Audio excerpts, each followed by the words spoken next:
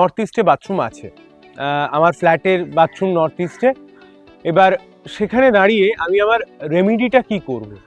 কোনো বাস্তুর যদি north east ভালো থেকে থাকে তাহলে সেক্ষেত্রে মেন্টাল ক্ল্যারিটি, উইজডম, স্পিরিচুয়ালিজম এবং রিলেশনশিপের ক্ষেত্রে কিন্তু আমাদের প্রবলভাবে বেনিফিট আসে।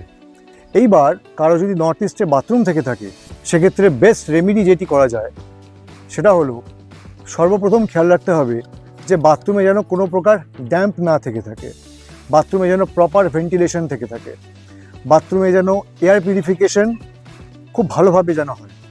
সেই বাথরুমটিতে অর্কিড জাতীয় গাছ বেশি করে লাগানোর ব্যবস্থা করতে হবে।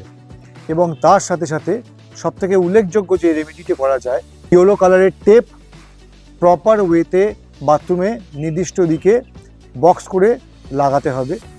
এর ফলে কিন্তু ইস্টের বাস্তুর সব রকম দোষ কিন্তু খণ্ডন হবে।